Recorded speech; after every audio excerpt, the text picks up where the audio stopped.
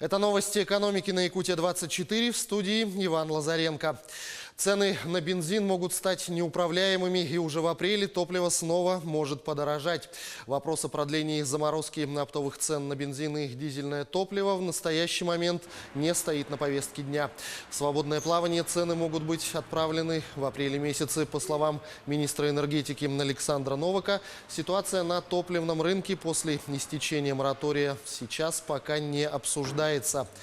Напомню, осенью 2018 года нефтяники обязались заморозить оптовые цены на бензин и дизельное топливо до конца года на уровне летних цен, а с января по март 2019 года удерживать рост цен на уровне прогнозируемой в стране инфляции.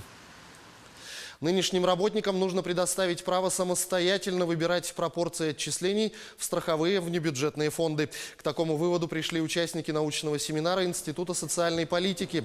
В рамках мероприятия было предложено несколько мер для реформирования системы социального страхования.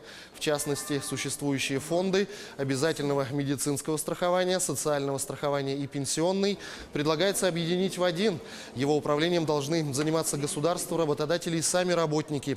Так им следует предоставить право выбирать, какой процент отчислений, производимых работодателями, направлять на соответствующие нужды – социальное страхование, медицинское страхование или будущие пенсии. Форма собственности такого объединенного фонда должна быть общественной, полагают экономисты, на средства не должны принадлежать государству, как это происходит сейчас. А на размер будущей пенсии будут влиять продолжительность трудовой деятельности россиян и белая средняя зарплата, которая выплачивалась за время зафиксированного стажа. Таким образом, повысить выплаты на заслуженном отдыхе позволят периоды карьеры, когда работник имел максимальный официальный доход. То есть, чем дольше гражданин работал и чем больше получал, тем больше будет его пенсия. Чтобы в текущем году официально стать пенсионером по возрасту, нужно иметь минимум 10 лет трудового стажа, но в будущем эта планка будет расти. Так, уже в 2020 году, чтобы выйти на пенсию по возрасту, у россиянина должно быть минимум 11 лет трудового стажа. Этот показатель растет еще с 2015 года. Российские женщины получают зарплаты меньше, чем у мужчин. С таким заявлением выступила вице-премьер Ольга Голодец. По ее словам, процент занятости женщин высокий, однако их заработок составляет лишь 70% от средней заработной платы мужчин. Чиновница пришла к выводу, что россиянки не достигают такого же уровня образования и карьерного роста, как мужчины, поэтому и денег получают меньше. Эти слова не лишены смысла. В силу объективных физиологических причин женщины не могут претендовать на некоторые высокооплачиваемые специальности. Уходя в декрет, представительницы прекрасного пола в более позднем возрасте получают высшее образование или же теряют несколько лет рабочего стажа. Взяв на себя заботу о детях, дамы меньше уделяют внимание продвижению по службе, отказываются от переработок в пользу более гибкого графика и игнорируют возможности для повышения квалификации. Вот и выходит, что специалисты в одной области, ровесники, принадлежащие к разному гендеру, могут обладать различным опытом и различным уровнем квалификации.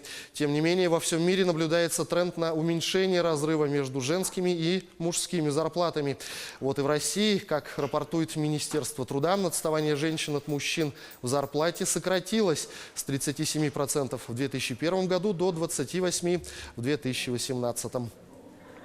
Федеральная таможенная служба и Федеральная налоговая служба в этом году запустят пилотный эксперимент по внедрению национальной системы прослеживаемости товаров. Об этом сообщил первый вице-премьер, министр финансов России Антон Силуанов. В этом году необходимо совместно с налоговой службой провести эксперимент по прослеживаемости отдельных видов товаров с добровольным участием в них хозяйствующих операторов, отметил министр, озвучивая задачи таможенной службы на текущий год. Национальная система прослеживаемости товаров должна помочь отбелить рынок и сократить до минимума использование схем уклонения от уплаты налогов и сборов. Она позволит отслеживать движение ввезенных в Россию товаров, видеть, по какой цене они завозятся, как она меняется в ходе перемещения товара по стране и какое число посредников участвует в этом процессе. На этом пока все. Оставайтесь в курсе экономических событий на Якутия-24.